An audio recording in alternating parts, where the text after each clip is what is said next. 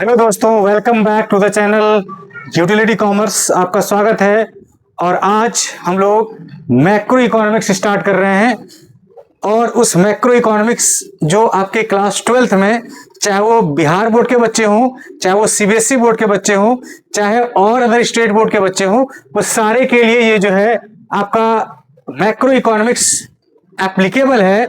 और इसको आज हम चैप्टर नंबर 1 जो है उसका स्टार्ट कर रहे हैं, जिसका नाम है कि गुड्स का क्लासिफिकेशन वो कैसे होता है और वो गुड्स कितने प्रकार का होता है, और उसके बारे में आज हम आपको बताएंगे।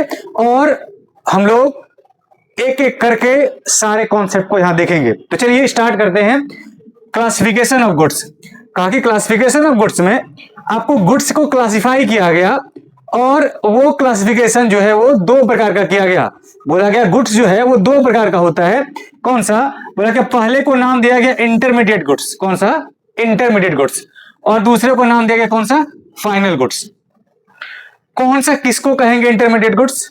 बोला गया इंटरमीडिएट गुड्स जो है ये उस प्रकार का गुड्स है। सबसे पहले चीज आपको ये पढ़ने से पहले आपको इसका मीनिंग हम बता देते हैं, या इसको सिंपल जानने का तरीका, जो कि अभी आधा और अधूरा है। सॉरी, हम पहले अधूरा लिख दिए। आधा, जिसको हम लोग कहते हैं आधा और अधूरा, मतलब ये पूरा नहीं है, ये पूरा नहीं है। देखिए, तो यहां पे कहा गया इंटरमीडिएट गुड्स जो है हम लोग उस प्रकार के गुड्स को कहेंगे जिसको प्रोड्यूसर्स यूज करता है, और बोला गया प्रोड्यूसर उसको as a raw material use करता है। कहा एज ए रॉ मटेरियल का मतलब क्या हुआ? बोला एज ए रॉ मटेरियल का मतलब यहां ये है कि हमको जब कोई सामान बनाना हो, प्रोडक्ट प्रोड्यूस करना हो, तो उसके लिए कुछ तो मटेरियल चाहिए हमको। तो उसी को बोला गया यहाँ रॉ मटेरियल है ना। क्या बोला गया? ये रॉ मटेरियल है। और बोला गया कि रॉ मटेरियल के रूप में यूज करेगा। तो बताइए सर और डिटेल में थोड़ा। कहा कि हमको अगर एक मार्कर बनाना है, ये मार्कर, तो मार्कर को बनाने के लिए ये इसका कवर चाहिए हमको, इसका जो है कैप चाहिए हमको, इसमें भरने वाला इंक चाहिए हमको, ये सारा चीज चाहिए हमको। कहता इसको बनाने के लिए रॉ मटेरियल ये चीज चाहिए।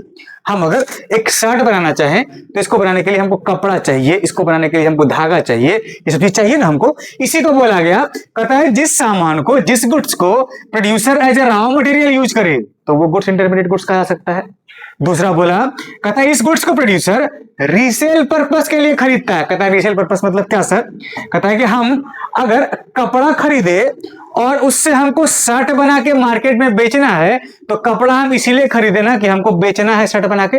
उसीलिए बोला गया कि यहाँ पे खरीदा जाता है प्रोड्यूसर के द्वारा इस गुड्स को, लेकिन वो रखने के लिए या अपने यूज के लिए नहीं। किस चीज के लिए? बोला गया कि वो जो है वो रीसेल करने के पर्पस से खरीदेगा। कहा कि हम मार्कर बनाए तो मार्कर बनाने के लिए इंक कैसे खरीदे होंगे ना हम, इसमें भरने के लिए। तो किस लिए खरीदे? कहता हमारा पर्पस था रीसेल करने का, है ना। जैसे हलवाई समोसा बनाता है तो समोसा हलवाई इसलिए बनाता है ना, आटा, उस समोसा को बनाने के लिए वो मैदा खरीदा होगा, आटा खरीदा होगा, तेल खरीदा होगा, नमक खरीदा होगा।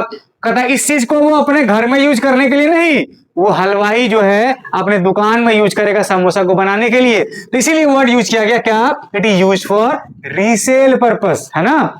तीसरा कहा कि ये goods with in the production line. कहा कि ये गुड्स जो है ये with in the production line होता है। प्रोडक्शन लाइन का मतलब प्रोडक्शन बाउंड्री से है। कहता प्रोडक्शन लाइन का मतलब क्या सर? थोड़ी डिटेल में बताइए।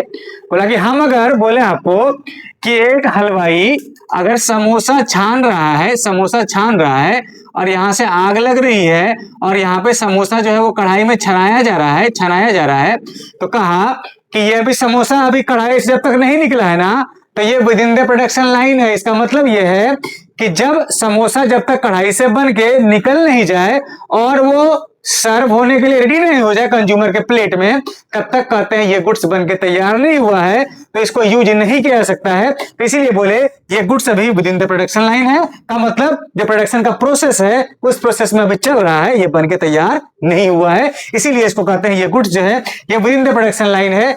और साथ साथ कहता है क्योंकि ये with in the production line है तो कहा it is not ready for final user, कहा क्योंकि ये अभी बन ही रहा है तो ये गुड्स जो है ये फाइनल यूजर इसको यूज नहीं कर सकता है, इसीलिए बोला गया कि ये गुड्स जो है it is not ready for final user, है ना। और साथ साथ कहा इस गुड्स क्योंकि ये बन के तैयार हुआ नहीं हुआ है ना तो इस गुड्स को कभी भी नेशनल इनकम के एस्टिमेशन में इंक्लूड नहीं करते, इसलिए लिखे हैं नॉट इंक्लूडेड इन जीडीपी और नेशनल इनकम। इस गुड्स को कभी भी नेशनल इनकम में या जीडीपी में इंक्लूड नहीं करते हैं, उसके वैल्यू को नहीं जोड़ते हैं। तो इंटरमीडिएट गुड्स का यहाँ पे 4-5 फीचर्स आपको दिख रहा है। पहला क्या बोला गया, पहला जो गुड्स रॉ मटेरियल के रूप में यूज हो उसको क्या बोलेंगे, इंटरमीडिएट गुड्स। दूसरा क्या बोला गया, जो गुड्स रीसेल पर्पस के लिए खरीदा जाए उसको क्या बोलेंगे, इंटरमीडिएट गुड्स। तीसरा क्या बोला गया, जो goods with in the production boundary उसको क्या बोलेंगे, इंटरमीडिएट गुड्स।